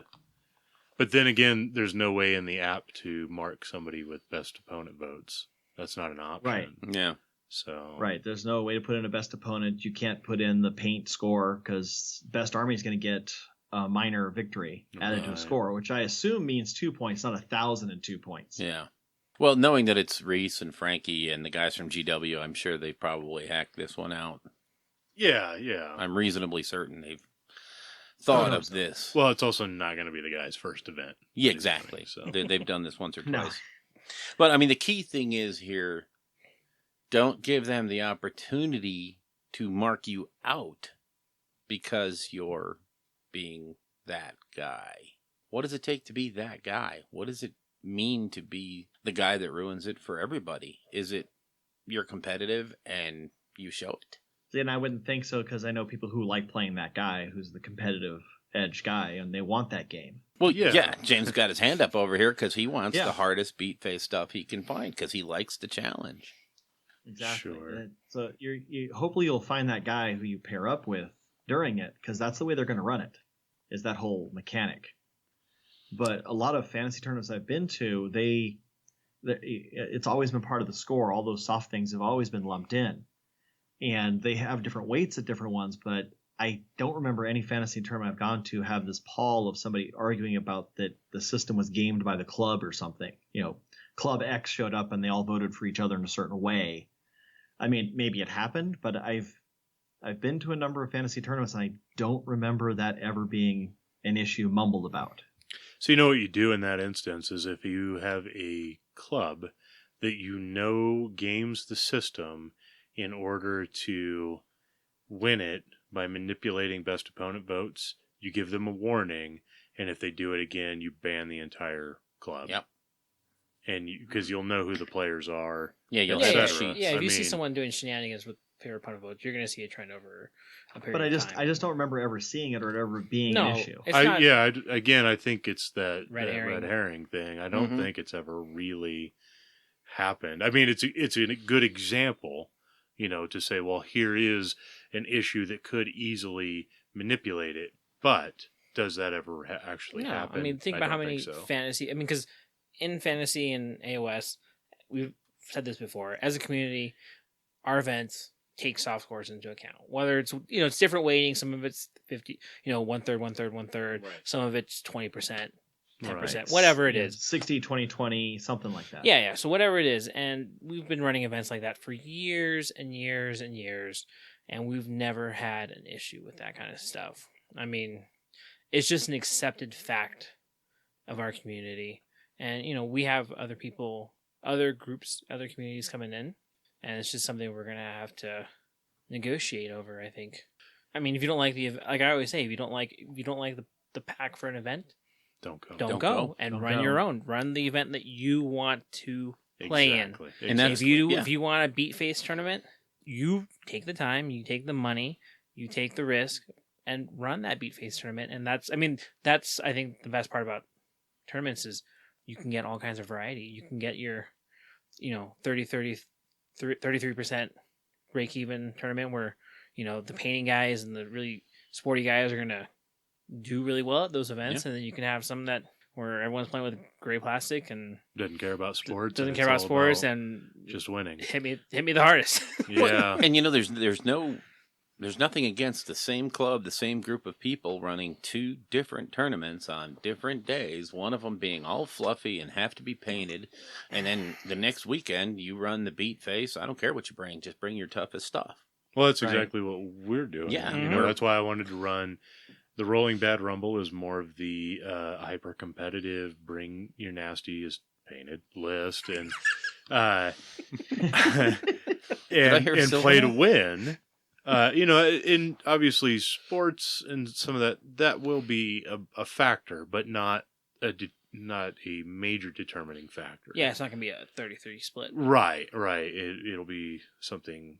It'll be focused mainly on battle points and winning your objectives, and then to counter that, because I know just here in the local area we have players that will go to that to support the club or just to get games in or whatever, or might not go to that because they just don't want to play that style, but still want to get in games of Age of Sigmar and tell a story. We're going to run the narrative event, which is going to be hyper narrative. It's not necessarily, it is going to be about winning your games, but it's not going to be about doing it in just playing as mechanical and clean as you can. It's going to be about telling a story overall. And I know that that will appeal to a lot of other players. Yeah, a few of the places in England where they've run those, they talked about how a lot of the awards handed out was, biggest upset. Your goblin hero killed some giant chaos guy, and that got you a prize. Right. Or they went around and wandered around the tables and told the stories, and winning was nice, but really it was more of the venue's stories and what happened on the tables and the great moments, rather than worry about points or victory. And that's a very different kind of event. Yeah, exactly. So, But I would think as tournament organizers, we want to try to be as inclusive as possible to as many people as possible and run the events that group wants to play. Sure. I mean, I would think that's the goal. I mean, I would like it if everybody came through the door and enjoyed anything that we were doing, or that I come through the door and everybody at some other event enjoys what's going on there. But you are going to have to read that pack and decide, is this the event I want to go do? Yeah, and as a TO, you also have to understand you're not always going to make everybody happy. You're always going to have some people that just didn't get the right vibe from your event, or didn't quite agree with your pack, or possibly even a ruling. And sometimes you're just going to have to accept that, well, 95% of the people at my event enjoyed themselves. The other 5% as long as they're not, freaking out and had a terrible time. Well, and as an event organizer or runner, I mean, I've only done a few, but I've done other things outside of Warhammer, organizing people. You have to take those complaints people give you to heart, think about it, judge it against what you're doing. Will you get more people by an adjustment or less? Is this going to upset the greater community? It just don't, because it didn't work out, don't just ignore the comment. Sure. You gotta really take that in and think about it. And that's tough for anybody, because as soon as somebody complains about anything you do, your first reaction is negative. Yeah. And really, as somebody who's running this for the betterment of a larger community, you have to say, okay, well, let me process this. Let me think. Let me ask other people who came. Let me put those feelers out there. Is this a legitimate complaint? Is this a legitimate thing I need to think about? Is there an adjustment to get us halfway between everybody? And in the end, make those tougher decisions, and decide what pack you're going to go with. Right. And we talk a lot about, you keep saying, run the event you would want to play in, but don't let that make you so rigid in the event that you want to play in that you don't accept input from other people that, could possibly make the event better for more people. But now on more inclusive, better. Yeah. Right. On the flip side of that, though, as TOs, it's also incumbent on you to make sure that the majority of the people are having a good time and enjoying the atmosphere and everything else. And so when you do run across that situation that isn't getting resolved, I mean, how hard a hammer do you hit with? Do you ban people? Not banned. Or, do you throw them out of the event? What's your thoughts on that kind of stuff? Because I've seen people thrown out of Feast of Blades because they were being that guy. Yeah. So I guess it depends on what's going on. Do you have players who are creating an uncomfortable situation or becoming unruly, things like that? Or drunk? Or yes, that it can also happen. Since I'm currently playing in a bar, apparently. Yeah, where everybody knows your name. What do you do as a tournament organizer if you have a player who's creating a uncomfortable situation through their actions? Is basically the question we're getting at. So obviously, you do your best to resolve the issue and speak with the players of the game to figure out what's going on and whatnot. It's rough to come up with an idea on that, because I have a line I draw. I work Renaissance fairs and I'm in charge of a group there, and my threshold is usually, are they doing harm? Right. And because we're a volunteer group, and a lot of people go, well, they're not doing a whole lot of work. Well, they're here and they're not causing harm, so let's move on. But if there's somebody actually costing you members in your group, costing you with the people who run the event or organize things, it's kind of a line I have to start coming in and saying, okay, well, you need to stop this or you need to go. Yeah, because that's where I would draw that line. Sorry. Now go ahead. Well, I was just saying there's also that cost involved of the people in the event. If I paid $50, $60, $100 to go to this event and my entire day is being crapped on by a person, I'd like to see some compensation. Yeah, well, it's just one of those things. I paid the same amount as him. Why does he get to ruin my day? Yeah, for sure. So what do you do? Talking about, you address the issue obviously directly, but what happens if it continues and it becomes a known issue, as it were? Sometimes you'll get individuals that want to keep coming to your events, but consistently create a bad situation for their opponent and even the other people around them that aren't necessarily taking part in that game. And some people are really fortunate that they don't have to deal with that kind of stuff, that everybody just kind of gets along and understands what's going on. And then some people, fortunately, have to deal with that on a regular basis. And I would say you try to have a discussion with that individual. And if that doesn't work out, if those kinds of people don't understand what is expected from, again, the social contract of meeting in playing a game, then sometimes harsher punishment is required, including up to Punishment. What's that? Oh, the word punishment. I'm just like, it's, you can't affect them outside of the realm of what you're doing. But Right. Well, but you have to prevent them from affecting your environment anymore, I guess.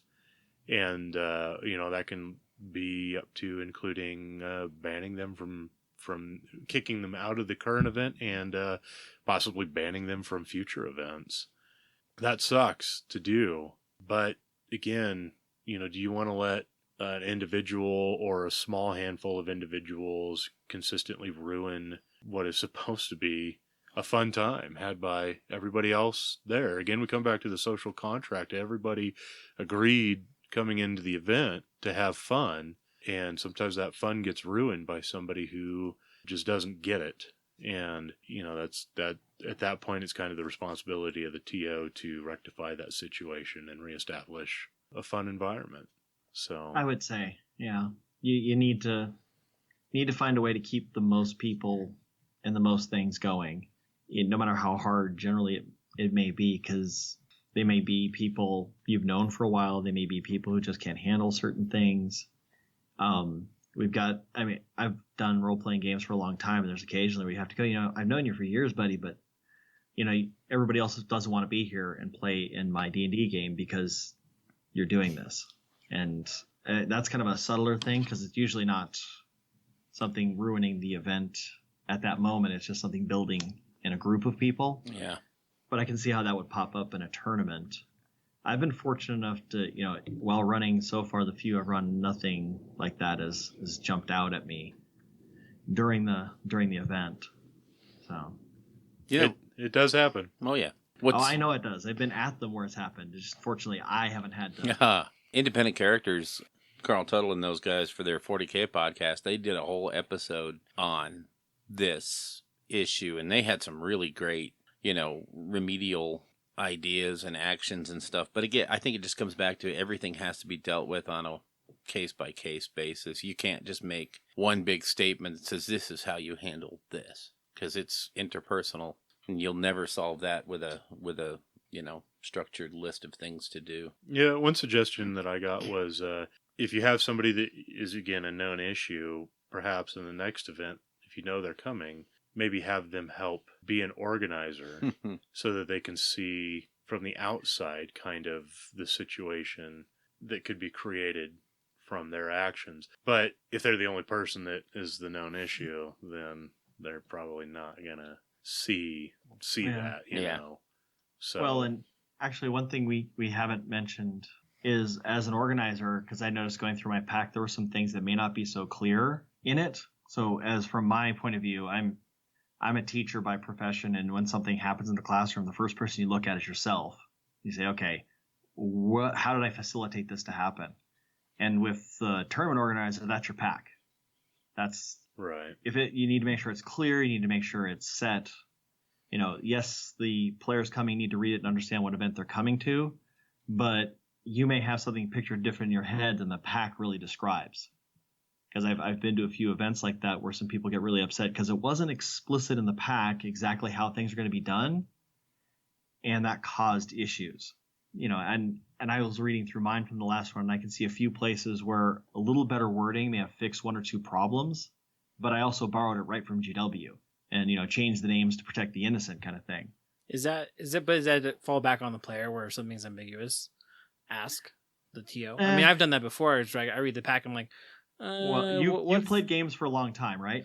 Yeah, I mean, because it's like we went to Slobberknocker. I asked the TO some questions. Yeah, there was a pack. couple issues with the tournament pack that we needed to, and we just asked them, and they cleared. Yeah, and we just asked them, and they gave us our answer.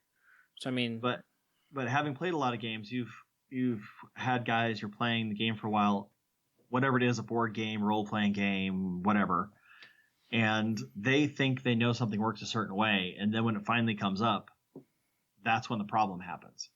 True. You mean like a Ring of Immortality? Like the Ring of Immortality. Invulnerability, still wrong. sorry. GW is still wrong. Thank you. So if you don't take the time to read the rules and then get upset because you didn't take the time to read the very clear rules that you have to pay points for, no, whatever. Like I said, just because it's in print doesn't mean it's right. Wow. Wow, Bill. Well, I have to say, when they come out with an errata and correct it, then we know what it is. Oh, I'll be dancing all over him. I don't like the way they corrected that particular one, but that goes back to reading it. You can read something and see it two different ways fairly easily. And that's just not somebody trying to game the system as much as this is the way they think it works for whatever reason. And you meant something very different. So that wording of your pack as a TO is going to be really important. I've kind of known that, but like I said, reading the pack for my last event, I'm going, I can see how there might be some gray areas in here that weren't clear, although I understood them as clear. But I've also watched them run the Warlord event they did, and I've watched them do other things, so I knew exactly how they're going through this pack. Yeah, but you also want to be careful that you're not making excuses for other individuals' laziness for not reading the pack. Is it that it's not quite as clear, or are you potentially trying to find an out that the player may not have seen? You know what I mean? You don't. You're trying to give them the benefit. It's of the easy doubt. right? But it's also easy to pick yourself apart. Yeah. You know. Well, but go to the example of the Ring of Immortality before the thing. You guys had arguments back and forth. Other people had arguments back and forth on how that's supposed to work, and both arguments are fairly valid. There's lots of things in different groups that get to ignore damage that allows the hero to stay around longer. What's different between that and he comes back with the D3 wounds? It's a different mechanic and a different feel. It also can be read, well, he comes back onto the table, he gets put back in, so you have to pay for him. It was clearly it needed to be dealt with because people were going to fall on both sides of that argument. Right, the people who were right and the people who couldn't read. I'm kidding. Way to keep an open mind. Yeah. Yes. He has a mind like a steel trap. Nothing in or out. I would go back and say the same thing about the Durthu when he moves, because the wording on that says you pick him up and replace him on the table. Do you have to pay for him every time you do that? Oh, when he teleports? Mm-hmm. It's the wording says you pick him up and replace him on the table. Yeah, the wording is similar. So, but I am totally down with Sylvaneth players having to pay every time. I'm sorry, I threw that one out there because I knew what reaction would come. Yes, let's play that way. I did not mean to start that. Yes, I did. But it is similar wording, so you can see how somebody might want to push that. Mm-hmm. But and I'm not saying that it's not incumbent on somebody to read a pack, but as the TO, it's incumbent on you to make sure it's clear. And if it's not clear, make some statements ahead of time. Go around and cover some things. If you see something going the wrong way that you described, you need to go over and deal with it. You realize X, Y, Z. You're doing something that's against the pack, and this is why. So let's fix this now, rather than at the end the guy says you cheated or that you misunderstood something, and now we're all upset. Try to deal with it in front. Yeah. As a player and a TO. So really what we got to say for getting ready for tournaments and being at tournaments is really, honestly, just make sure you know what you're doing. Make sure you know what's expected of you. And when that situation does arise that you're on either end of, you're either the right guy or you're the guy in the wrong, try to deal with it. Try to make it work. Don't let it ruin your day. But yeah, it's tough because you're running this event because you want everybody to enjoy themselves. Yeah. Yeah. Well, sometimes they don't. So. Mm-hmm. Yes, sometimes they don't. You just gotta move on. So that's gonna wrap up our Realm of Lore for this cast. I'd like to thank Scott for coming on and helping us out with this. Appreciate that. And did you want to give us any contact info? Yeah, you can reach our group at SoCal Age of Sigmar on Facebook, or you can go ahead and email me at thelnorn1@gmail.com. And that's what I use for all the tournament contact stuff that I've been doing. We can link that in the show notes along with your personal phone number. Yeah, we've got all that stuff. Oh, that's you gotta do that. No. What? And also, actually, we do have a web page, SoCal Age of Sigmar. with blogs up, and one guy's been running that mostly, putting up stuff about our events. So Awesome. Cool. and if you're doing anything in the Southern California area, we're trying to post all of it there, so we're not running on the same days if we're close to each other, because there's not quite a big enough community as there is in 40K where we can run 3 different tournaments up and down the coast and everybody gets 12 Yeah. plus people. Right. Yeah, we run into that problem a lot out here. Oh, wait. No. No, Not you know. even a little bit. And Scott, I think you got a YouTube page too? Where you post... Oh, well, yeah, but it's just my side thing. And that's just under Scott R. You can find it through Warhammer YouTubers and Google Plus. I'm part of them. I answer some of their questions. I'm starting a show. Hopefully I'll do all year long. We'll see. On tabletop gaming. So check it out if you're interested. It's at least something to have a noise in the background as you paint. Yeah, and you just did a pretty good review of the LVO narrative tournament event, and I listened to it, and I've decided I'm going to play in that. So Yeah. Yeah, I felt I had to because we were there with Blake on the 9th Realm, and he was asking me questions about it, and I hadn't looked since it was 1,000 points. I was really focused on the competitive one, trying to make sure my army's painted. And then somebody immediately posted in the show notes afterward, it's like, oh, it says 2,000. So I immediately looked it up and realized I was completely wrong. So I felt the need to make the video, and I posted it there so that anybody who listened to the show said, wait, that's not right. They can hear the right thing.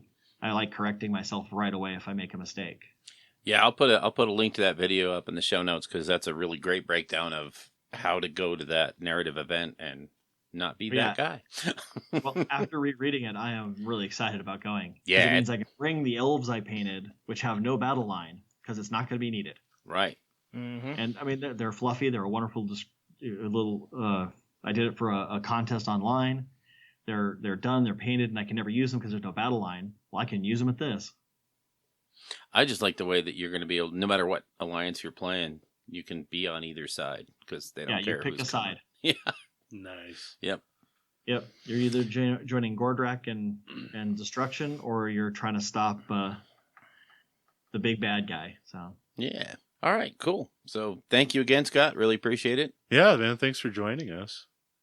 Thanks for having me. I feel like the celebrity. I've been on the 9th Realm, and you guys asked because we both ran events at the same time. And we're talking back and forth about how much fun we were having. And yeah. If you would like to get a hold of us, you can reach us at our email address, which is rollingbadpodcast@gmail.com. You can also visit our website at rollingbad.com. We have a Twitter account for the podcast, which is at rolling_bad. We also have a Facebook page. You can just search for Rolling Bad on Facebook. We each have an individual Twitter account. You can reach me at Elric Edge. You can get me at Bill Castello, Castello. And I'm at Tersoth. You can also see our work, mostly James, at our Instagram page, Rolling Bad, all one word.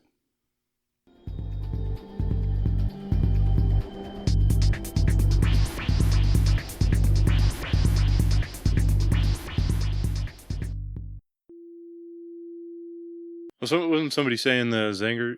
Oh my God! See what you do to us, Scott? Come on the show and got to get some wicked Zangas. yeah, gotta get those Zangas. No, I'm getting this weird crunching noise. yeah, I know. It's grating my soul. Almost as bad as a pun. No edgy humor tonight. Sorry. All the years that kids gave me growing up about my name and all the jokes they made and everything, nobody really took the pun approach.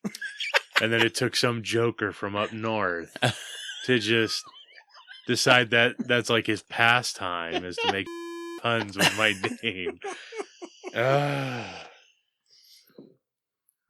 Thank God for the early hit of the record button. No, you can't add that. I can bleep out. Oh, my God. So I have to be careful with all my words, otherwise he'll troll me and suck something out. Oh, yeah. Yeah, pretty much. Okay. Yeah, I think that's Bill's new fun thing to do with the podcast. That's fine. It keeps him interested in editing. It keeps me busy. Ryan, I'm really tired of the government trying to tell me how I can and can't get high. In California, we took care of part of that. Oh, yeah, that's right. For now. Let me know how that pans out for you here in, 11 days? Yeah. And then there was silence. I was gonna say an uncomfortable silence. It is 10 o'clock. It is 10 so o'clock. It is 10 o'clock for you guys. Yes, Yeah. it's 11 o'clock for you. It's No, 9 9. o'clock. Yeah, it's 9 o'clock, It's yeah. 9 o'clock for me. I'm on the other side. I know. Yeah. I keep forgetting. Scott's gone back in time. He has. He hit 88 miles an hour.